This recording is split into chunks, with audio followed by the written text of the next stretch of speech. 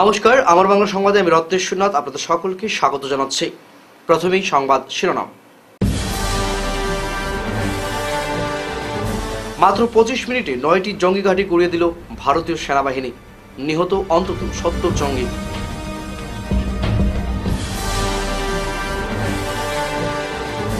পেহেলগাঁও হামলার প্রত্যাঘাতে অপারেশন সিঁদুর, সীমান্ত রাজ্যগুলোকে সতর্ক করল কেন্দ্র।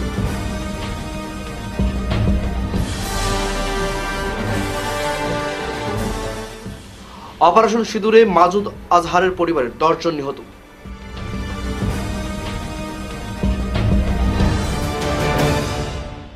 এবারে বিস্তারিত আমার বাংলা সংবাদ। রাত 1:05 শুরু হয়, মাত্র 25 মিনিটের মধ্যে শেষ। পাক অধিকৃত কাশ্মীর ও পাকিস্তানের পাঞ্জাব প্রদেশে ভারতের নজিরবিহীন প্রত্যাঘাতে গুঁড়িয়ে দিয়েছে অন্তত 9টি জঙ্গি ঘাঁটি।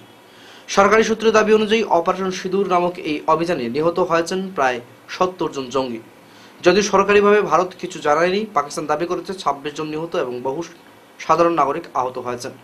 গোয়েন্দা রিপোর্ট অনুযায়ী হামলার লক্ষ্য ছিল বহালপুর, মরিদকে, শিয়ালকোট, কোটলি, মুজাফরবাদ, গোলপুর, ভীমবের, চাক আমরু এবং বাগ। এই হামলায় ব্যবহৃত হয়েছে SCALP O hammer missile.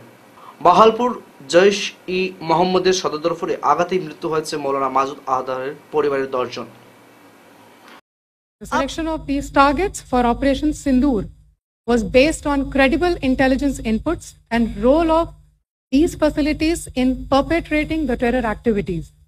The locations were so selected to avoid damage to civilian infrastructures and loss of any civilian lives. This was done with due diligence, and the camps selected for targeting and their engagement will now be shown to you one by one.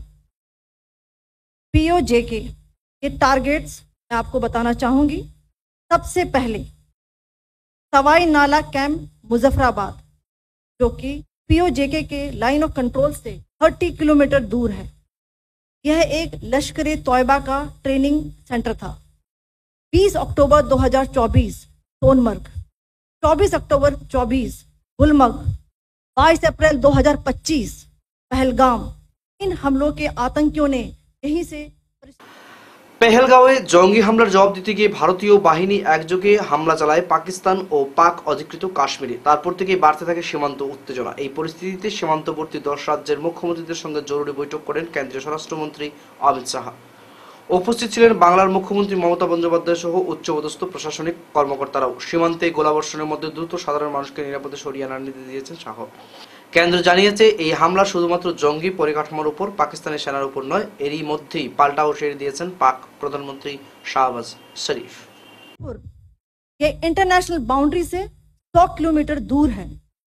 जैश-ए Mohammad का मुख्यालय था। यहाँ पर recruitment, training व indoctrination का केंद्र भी था।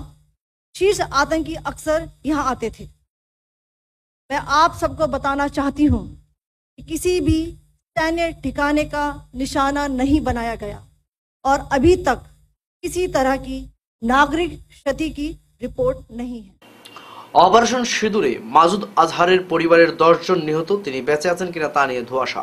মঙ্গলবার গভীর রাতে একের পর এক ক্ষেপণাস্ত্র আছড়ে পড়েছে জৈশ-ই-মোহাম্মদের মূল ঘাঁটি বহালপুরে। গুড়িয়ে যায় জামিরা মসজিদ, সোবান আল্লাহ ক্যাম্পাস।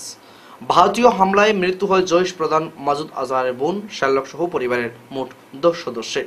যদিও পাকিস্তানের সংবাদ মাধ্যমের দাবি মৃতের সংখ্যা অন্তত 14।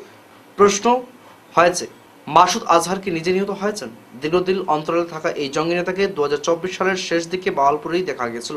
ভারতীয় গোয়েন্দারা তখন থেকে তার উপর গতিবিধি নজরে রেখেছিলেন, তবে তার মৃত্যুর বিষয়ে এখনো কোনো নিশ্চিত তথ্য মেলেনি।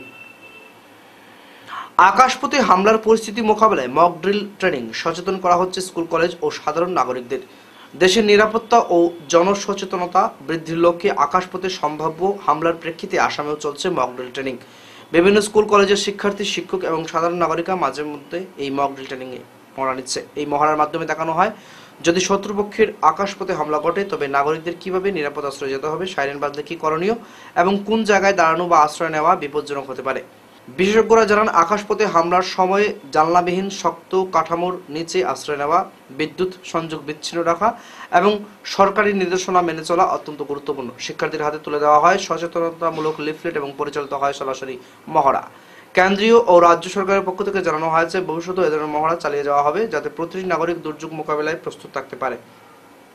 মঙ্গলবার সন্ধ্যায় অভিযান চালিয়ে 4.5 কোটি টাকার সন্দেহভাজন হেরোইন উদ্ধার করল কাছাড় পুলিশ। আটক 2 অবৈধ নেশাদ্রব্য সামগ্রীর বিরুদ্ধে ফের কাছাড় পুলিশের বৃহৎ অভিযান। মঙ্গলবার সন্ধ্যায় অভিযান চালিয়ে 4.5 কোটি টাকার সন্দেহজনক হেরোইন সহ প্রতিবেশী রাজ্য মণিপুরের 2 ব্যক্তিকে আটক করেছে জেলা পুলিশ। বুধবার আয়োজিত এক সাংবাদিক সম্মেলনে বক্তব্য রাখতে গিয়ে পুলিশ সুপার নমাল মাহাতো জানান, পুলিশের নেশাবিরোধী অভিযানে গতকাল সন্ধ্যায় প্রতিবেশী রাজ্য থেকে আসা AS11AC1847 নম্বরের একটি ট্রাকে তল্লাশি চালিয়ে 72টি সাবানের বাস্কভর্তি সন্দেহজনক হেরোইন উদ্ধার করার পাশাপাশি ট্রাকটি হেফাজতে নিয়েছে পুলিশ। একই সাথে মণিপুরের আমু খান ও মোহাম্মদ সেলিম নামের 2 জন ব্যক্তিকে গ্রেফতার করেছে।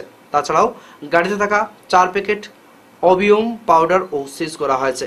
ট্রাকের গোপন চেম্বার থেকে এই বৃহৎ পরিমাণ সন্দেহজনক হেরোইন উদ্ধার করা হয়েছে বলে জানান পুলিশ সুপার। বর্তমানে আটক ব্যক্তিদের হেফাজতে রেখে টানা জিজ্ঞাসাবাদ চালানো হচ্ছে। हम लोगों ने एप्रीहेंड किया और इसको जब हम लोगों ने इंट्रोगेशन किया, उसके बाद हम लोगों ने 72 नंबर ऑफ सोप केसेस, जो साबुन का बाकस में हीरोइन था, उसको हम लोगों ने 72 सोप केसेस हम लोगों ने वहां से उनका गाड़ी स्पेशली मेड कुछ चैम्बर्स था, जो चैम्बर्स वो लोग बनाया था, उस चैम्बर से हम लोगों ने ये 72 number of soap cases containing suspected heroine हम लोगों ने उसको सीज किया। और उसके साथ साथ वहाँ पे 4 पैकेट्स था और ये ओपियम पाउडर था, 4 पैकेट ओपियम पाउडर था, उसको भी हम लोगों ने सीज किया। और जो हीरोइन सस्पेक्टेड हीरोइन हम लोगों ने जब्त किया, इसका वजन था 847 ग्राम्स और जो ओपियम पाउडर हम लोगों ने सीज किया उसका वजन था 4.035 किलोग्राम। तो पूरे सामान हम लोगों ने इंडिपेंडेंट विटनेस के सामने हम लोगों ने जब्त किया। और ये जो सामान है, जो इलीगल सामान है, ये सामान को हम लोगों ने ड्रग डिटेक्शन किट के जरिए हम लोगों ने इसको परीक्षण किया और इससे परीक्षण करने के बाद इसमें जो रिजल्ट पॉजिटिव आया, उसके बाद हम लोगों ने फॉर्मली जो हमको इसको सीज करना पड़ता है, जो जो प्रोसीड्योर है उसके मुताबिक हम लोगों ने इसको सीज किया। और इसको जो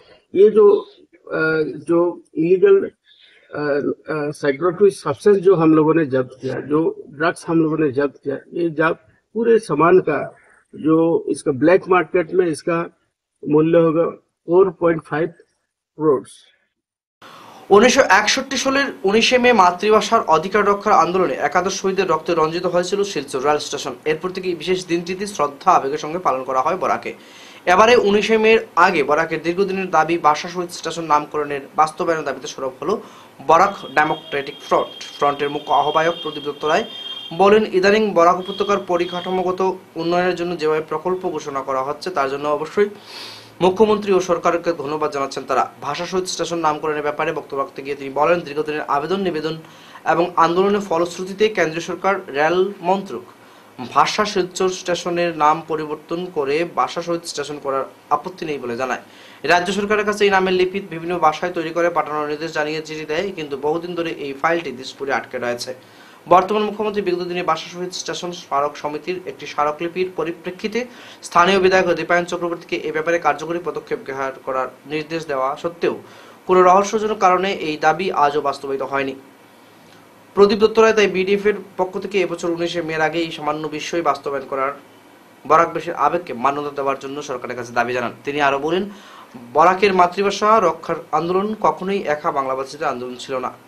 ডিমাসা, মণিপুরী, চা জনজাতি সহ বরাকের সর্বস্তরের মানুষ এই আন্দোলনে সক্রিয় ভূমিকা নিয়েছিলেন। এই আন্দোলনের প্রকৃতার্থে প্রত্যেক ভাষিক জনগোষ্ঠীর মাতৃভাষার অধিকার রক্ষার জন্য উৎসর্গকৃত। তাই ভাষা শহীদ স্টেশন নামকরণের সব জনগোষ্ঠীর আবেগ অনুভূতির সঙ্গে যুক্ত। সরকারকে অবিলম্বে এ ব্যাপারে উদ্যোগী হওয়ার আহ্বান জানিয়েছেন তিনি। অনেক দূর দূরান্ত থেকে ছাত্রদের পায়ে হেঁটে বা টাকা খরচ করে স্কুলে আসতে হতো। শিলচর নেতাজি বিদ্যাভবন হাই সেকেন্ডারি স্কুলের ক্লাস 10 এর 144 জন ছাত্রীর মধ্যে সাইকেল বিতরণ করা হয়। এই সাইকেল বিতরণ অনুষ্ঠানে উপস্থিত ছিলেন শিলচরের বিধায়ক দীপায়ন চক্রবর্তী। ভাষণ প্রসঙ্গে তিনি বলেন, আসাম সরকার মহিলাদের বিশেষ করে ছাত্রীদের উন্নতিকল্পে বিভিন্ন প্রকল্প হাতে নিয়েছে, কারণ ছাত্রছাত্রীদের অনেক দূর দূরান্ত থেকে আসতে খুব কষ্ট করে স্কুলে আসতে হয়। এই কষ্টটা কিছুটা হলেও লাঘব হবে। স্কুলের অধ্যক্ষ গোপা পাল সাংবাদিকদের জানান, তিনি অত্যন্ত খুশি ছাত্রীদের মধ্যে সাইকেল বিতরণ হয়। তিনি আসাম সরকার তথা মুখ্যমন্ত্রী ডক্টর হিমন্ত বিশ্ব শর্মার কাছে কৃতজ্ঞতা ও ধন্যবাদ জানান। নেতাজি বিদ্যাভবনে আমরা এখানে এসেছি। মাননীয় মুখ্যমন্ত্রী ডক্টর হিমন্ত বিশ্ব শর্মা ছাত্রীদেরকে উৎসাহ প্রদান করার জন্য পড়াশোনায় ক্লাস 9-এর ছাত্রীদেরকে সাইকেল ডিস্ট্রিবিউশন উনি শুরু করেছিলেন। তার অঙ্গ হিসেবে আজকে এই স্কুলে আমি সাইকেল বিতরণ করেছি। আর সাইকেল বিতরণ করে নেতাজি বিদ্যাভবন এমনিতে খুব ভালো স্কুল, এটা একটা ঐতিহ্য রয়েছে এই স্কুল থেকে।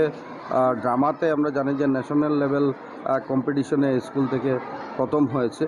তো বিভিন্নভাবে নেতাজি স্কুল শুধু পড়াশোনা না, সংস্কৃতিকেও ধরে রেখেছে। আজকেও দুটো ছাত্রীকে আমরা সুন্দর গান পরিবেশন করতে দেখেছি। আমার একটা প্রার্থনা থাকবে ভগবানের নিকট, এই স্কুলের ছাত্রীরা যাতে পড়াশোনায় ভালো করে যাতে জীবনে প্রতিষ্ঠিত হয় আর আমাদের স্কুলের মানকেও আগে নিয়ে যায়। অভিযুক্ত অধ্যাপককে গ্রেফতার ও বরখাস্ত না করার বিশ্ববিদ্যালয়ে গেটে তীব্র প্রতিবাদ। 72 ঘন্টা অতিক্রম হওয়ার পরও অভিযুক্ত অধ্যাপককে গ্রেফতার ও বরখাস্ত না করায় প্রতিবাদ জানালেন আসাম বিশ্ববিদ্যালয়ের ছাত্রছাত্রীরা। বুধবার সকালে বিশ্ববিদ্যালয়ের মূল গেট বন্ধ করে প্রতিবাদ জানান পড়ুয়ারা। গ্রেফতার ও বরখাস্তের দাবিতে স্লোগান দিয়ে বিশ্ববিদ্যালয়ের চত্বর কাঁপিয়ে তোলেন ছাত্রছাত্রীরা। উল্লেখ্য, আসাম বিশ্ববিদ্যালয়ে পুনরায় জঘন্য ঘটনা সংঘটিত হয়েছে। একজন অধ্যাপকের বিরুদ্ধে পুনরায় ছাত্রী যৌন নির্যাতনের অভিযোগ উত্থাপন করা হয়। সহকারী অধ্যাপক অজিত কুমার জেনার বিরুদ্ধে এই অভিযোগ ওঠে। শনিবার থেকে ছাত্রছাত্রীরা বিক্ষোভ প্রদর্শন করে বিশ্ববিদ্যালয়ের সামনে অধ্যাপককে গ্রেফতার সহ বরখাস্তের দাবি জানান। টায়ার জ্বালিয়ে উত্তাল প্রতিবাদ সাব্যস্ত করা হয়। উপাচার্য অধ্যাপক রাজীব কুমার পন্থ আন্দোলনস্থলে পৌঁছে পড়ুয়াদের সঙ্গে কথা বললে আন্দোলনকারীরা সিদ্ধান্তে অনড় থাকেন। असम विश्वविद्यालय छात्र संघ का स्पोर्ट्स सेक्रेटरी रामकृष्ण सैकिया, जो यहाँ पे हो रहा है, जो अजीत जेना जो सोशल वर्क डिपार्टमेंट के असिस्टेंट प्रोफेसर है, उनके द्वारा ये निंदनीय घटना जो हुआ है वो हम बड़ी निंदा करते हैं और उसके लिए हम लोग अभी प्रोटेस्ट कर रहे हैं, स्ट्राइक कर रहे हैं। हमको जब तक न्याय नहीं मिलेगा हम तब तक प्रोटेस्ट करते रहेंगे। हमको जस्टिस चाहिए। पहले तो हम लोगों ने एफआईआर कराया था, इसका कोई हमें रिजल्ट नहीं मिला। हमें बोला था 10 बजे के अंदर। संडे को हम लोगों ने जब एफआईआर दिया था, उन्होंने बोला मंडे 10 बजे के अंदर वो अरेस्ट हो जाएंगे, जबकि वो अभी फरार है। पुलिस प्रशासन क्या कर रही है हमें नहीं पता है। पुलिस प्रशासन क्या कर रही है हमें नहीं पता है। अभी हम लोग यहाँ पे धरने में बैठे हैं, हमारे वाइस चांसलर आए हैं, रिस्पेक्टेड सर आए हैं, वो उनका अंदर लेके गए हैं। वो उन्होंने बोला हमें बहुत कोशिश की है। हाँ जी हाँ जी। तो अभी क्या बात चल रहा होगा आप लोग हमारा बोल के भेजे? हमारा डिमांड यही है कि ये जो अजित कुमार जेना है उसे तुरंत से तुरंत सस्पेंड कर दिया जाए, ना ही उनको लीव में रखा जाए। उन्हें तुरंत से अरेस्ट किया जाए, उन्हें सस्पेंड कर दिया जाए, तभी हम ये प्रोटेस्ट रोक पाएंगे। কেক কেটে 3 বছর পূর্তি পালন করল সোনাই পুরসভা। বুধবার পুরসভার কার্যালয়ে এক অনুষ্ঠানের মাধ্যমে বর্ষপূর্তি উদযাপন করে আয় ব্যয়ের হিসাব পেশ করে পুরসভা কর্তৃপক্ষ। সংবাদ মাধ্যমের সামনে তথ্য তুলে ধরে পুরসভার ভাইস চেয়ারম্যান শেখ শাহরুল আলম জানান, 2022 সালের 5 মে অ্যাডহক কমিটির কাছ থেকে ঋণের বোঝার মাধ্যমে দায়িত্ব নিয়ে পুরসভা এখন মুনাফার দিকে এগিয়ে যাচ্ছে। এলাকার প্রত্যেক জনসাধারণের সাহায্য ও সহযোগিতায় পুর কর্তৃপক্ষ উন্নয়নমূলক কাজ করতে পারছেন। তিনি জানান, 1,26,000 টাকা ঋণ নিয়ে যাত্রা শুরু করে আজ সাধারণ কোষাগারে 49,58,478 টাকা জমা রয়েছে। শাহরুল আরো বলেন, গত 1 বছরে বিভিন্ন মাধ্যমে পুরসভার রেভিনিউ ইনকাম হয় 1,94,72,000 টাকা। এর মধ্যে বিভিন্ন খাতে খরচ হয়। বর্তমানে পুরসভার তহবিলে আজ জমা আছে 49,58,478 টাকা। এছাড়া পুরসভার অধীনে পূর্ত বিভাগ থেকে রাস্তা নির্মাণ, পঞ্চদশ অর্থ কমিশন থেকে উন্নয়নমূলক কাজ ছাড়াও বাজারে ব্যবসায়িক ভবন নির্মাণ করা হয়েছে। তাদের কার্যকালে 1950 জন হিতাধিকারী প্রধানমন্ত্রী আবাসের ঘরের অনুমোদন পেয়েছেন। নতুন 1352 জন হিতাধিকারীদের মধ্যে PMY ঘরের জন্য রাজ্যের মিশন ডিরেক্টরের কাছে অনুমোদনের জন্য আবেদন করা হয়েছে। এভাবে পুরসভার সার্বিক উন্নয়নে তারা সচেষ্ট রয়েছেন বলে জানান শাহরুল। এদিন বর্ষপূর্তি অনুষ্ঠানে উপস্থিত ছিলেন পুরসভার চেয়ারপারসনের প্রতিনিধি সুবিনয় দাস, ওয়ার্ড কমিশনার যথাক্রমে নূর আহমেদ বড়বইয়া, বিভাশিস রায়, নেবুল ইসলাম লস্কর, আনোয়ার হোসেন লস্কর, ওয়ার্ড কমিশনারের প্রতিনিধি যথাক্রমে আজাদ হোসেন লস্কর, রামকৃষ্ণনাথ ও খিজির আহমদ চৌধুরী প্রমুখ। আমরা এই বছর আমাদের যেগুলা পিএইচই ছিল, 7টা পিএইচই আছে আমাদের মিউনিসিপ্যালিটির মাধ্যমে। তো আমরা এই বছর প্রত্যেক পিএইচই কে 3 লক্ষ টাকা করে দেওয়ার চেষ্টা করেছিলাম, কিন্তু দনিপুর যেটা পিএইচই আছে সেটাতে 3 লক্ষ ওয়ার্ড কমিশনাররা নেননি, ওনারা ডিপ টিউবওয়েল বা অন্য কিছু ওনারা স্কিমের মাধ্যমে ধরেছেন। কিন্তু বাদবাকি যেটা 11 নম্বর যেটা ওয়ার্ডে তুন্দুরকান্দি যেটা পিএইচই সেটাতে 3 লক্ষ টাকা দিয়েছি আমরা, রাঙ্গিরঘাট সেটাতে 3 লক্ষ টাকা দিয়েছি, আমার শিবটিল্লা সেটাতেও 3 লক্ষ টাকা দিয়েছি, আবার গাংপার পিএইচই যেটা ওয়ার্ড নম্বর 1-এ আছে সেটাতেও 3 লক্ষ টাকা দিয়েছি। আমরা চাই যেগুলা পিএইচই আছে সেগুলা যাতে রিনোভেশন করে, যারা জল পেয়ে যাচ্ছে বর্তমানে ওনাদেরকে জল কিভাবে রেগুলার দেওয়া যায় সেটা করার চেষ্টা করছি। আর দ্বিতীয়ত হচ্ছে আমাদের অমৃত স্কিম যেটা লক্ষ্মীপুরে চলছে, গড় গড় জল, যেটা খুব সম্ভবত নেক্সট ইয়ার আমাদের অমৃত স্কিমটা পাওয়ার মানে সম্ভাবনা আছে। যদি এটা হয়ে যায় তাহলে তো সব মানুষের প্রবলেম সলভ হয়ে যাবে। ও আমরা রংমাই পাড়াতে একটা মিনি ওয়াটার ট্রিটমেন্ট প্ল্যান্ট দিয়েছি আমরা, এখানে 5 নম্বর ওয়ার্ডে আমার যেটা সজলধারা পিএইচই আছে। বিগত 13 মাস ধরে নিখোঁজ শিলচর শহর সংলগ্ন মাসিমপুর তোফখানা প্রথম ঘরে রিপা বেগম নামের এক গৃহবধূ। নিখোঁজ হওয়ার পর রিপা বেগমের শাশুড়ি রুসনা বেগম জানান, গত সালের রোজা মাসের দ্বিতীয় দিনে সকাল 6 কোটির সময় কাউকে না জানিয়ে একটি 6 বছরের পুত্র সন্তান সহ স্বামীকে ঘুমে রেখে আকস্মিকভাবে উধাও হয়ে যায় রিপা বেগম। তারপর অনেক খোঁজাখুঁজি করে রিপার কোনো হদিশ না পেয়ে মাসিমপুর থানায় রিপা বেগমের কিছুদিন যাওয়ার পর হঠাৎ অজানা একটি নম্বর থেকে শাশুড়ি রুসনা বেগমের কাছে ফোন আসে যে রিপা বেগম নাকি ত্রিপুরাতে আছে এবং রিপাকে নিয়ে যেতে হলে 8 লক্ষ টাকা কাউকে না জানিয়ে নিয়ে আসতে হবে। বিষয়টি মাসিমপুর থানায় জানানো হয় এবং এরপর মাসিমপুর থানার এসআই রিপা বেগমের শাশুড়ি রুসনা বেগমকে নিয়ে ত্রিপুরাতে যান। সেখানে গিয়ে ত্রিপুরা রাজ্যের চৌমিহিনী থানার সহযোগিতা এবং একটি বিউটি পার্লারে হানা দেয় পুলিশ, কিন্তু সেখানে পাওয়া যায়নি রিপা বেগমকে। এমত অবস্থায় নিরুপায় হয়ে সংবাদ মাধ্যমের সাহায্য সর্বস্তরের সাধারণ কাছে অনুরোধ রাখেন, কেউ যদি রিপাকে কোথাও দেখতে পান তাহলে মোবাইল নম্বর 7086401279 নম্বরে যোগাযোগ করার জন্য। তৎসঙ্গে আসামের মুখ্যমন্ত্রী ডক্টর হিমন্ত বিশ্ব শর্মা ও কাছাড়ের জেলাশাসক সহ ত্রিপুরা পুলিশ প্রশাসনের কাছে দৃষ্টি আকর্ষণ করে নিখোঁজ পুত্রবধূ রিপা বেগমকে খুঁজে বের করে দেওয়ার জন্য কাতর আবেদন জানান পিতা রহমত আলী ও শাশুড়ি রুসনা বেগম। আগরতলার থানায় লইয়া গেছে তাইর মিসবাত ফালারও গিয়া নিচর তলা ট্রেট মারছে। আমার পুরা সম্ভব আমার বউটা উপরের তলার তারা বন করে রাখছে, আর উপরের তলা ট্রেট মারছে না, তার বাড়ি ট্রেট মারছে না, নিচর তলা ট্রেট মারি বাড়ি আইছে। আমরা লোকের থানায় তেহেদা ডাইন বউ কিছু চিনেন না, তারা কইছে হিসাবে তারা বাড়ি আইছে। আইয়া আমরা নিচে আইয়া আমরা ওখান থাকি আমরা বড় বাবুয়ে ফোন মারি কইছেন মিসিং কেসের একটা কাগজ আর মেয়ের ফটো দিয়া ডিসি দিয়াও। আমরা সেকেন্ড সারে ফটো মারিয়া ডিসি আগরতলা ডিসি সারডে দিয়ে আইসন কাগজ। অত দিন থেকে আমরা খোঁজ খবর করি আর আমরা কোনো রিপ্লাই পাই না কোনো হানো। আমরা এসপি স্যারের কাছে গেছি, ডিসি স্যারের কাছে আমি লেটার দিছি, হিমন্ত স্যারেরও লেটার দিছি, মোদী স্যারেরও লেটার দিছি, রাহুল গান্ধী স্যারেরও লেটার দিছি, অগি স্যারেরও লেটার দিছি। আমি পোস্ট অফিসে গিয়া গরিব মানুষ 30 টাকা করে রেজিস্টার করে ছাড়িছি। আপনার কাছে যদি আমার ভিডিও গো বসিয়া টাকার বা দয়া করে আমার বউকে উদ্ধার করে দেয়। আমার নিতান্ত গরিব মানুষ আমরা, আমার হুয়া 3 বার গেছে সুইসাইড করার বাচ্চা লইয়া, আমরা গিয়ে দরিয়া আনি। আমার গড় অবস্থা একবারে নাই। আপনার দেখুন ভিডিওত আমার গড় দুয়ার কিলা বাঙ্গা টুটা, আমার সুগরাটা একদম পাগল হয়ে গেছে গিয়ে তার বউ লাগি। তার বউরে খুব ভালো ভাই হে, আর আমার বউটা খুব সুন্দর। আর বেটিটা নিয়া এমন লেঙ্গা বানাইছে বউটা, আমার গরুয়া বউ নিয়া আমি ভিডিও দিয়ার আপনার আমার বউর ফটো, আমার গরুর ফটো দিয়ার আর ভিডিওর ফটো দিয়ার। বউটা চুল খাটিয়া বেটা বানাই লিছে নিয়া, বউটা কোনো রং নাই, আমার বউ বার করি দে না। সকল স্যারের কইয়ার আমার হিমন্ত স্যার আপনি ভিডিও দেখুন, যদি স্যার আপনার কাছে জুলাত করি কইয়ার স্যার প্রশাসনকে আপনি গরম দিবা, দুইও প্রশাসন মিলিয়ে আগরতলার আসামর সারা মিলিয়ে আমার বউটা উদ্ধার করে দেয় না জায়গা চলে। আপনার কাছে আমার অনুরোধ। শেষ করার আগে খবরের বিশেষ বিশেষ অংশগুলো আরো একবার পড়ছি। মাত্র 25 মিনিটে 9টি জঙ্গি ঘাঁটি গুড়িয়ে দিল ভারতীয় সেনাবাহিনী, নিহত অন্তত 70 জঙ্গি।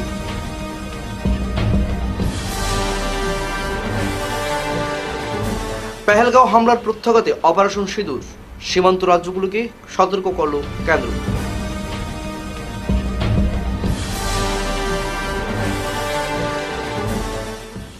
অপারেশন সিঁদুরে মাসুদ আজহারের পরিবারের 10 জন নিহত।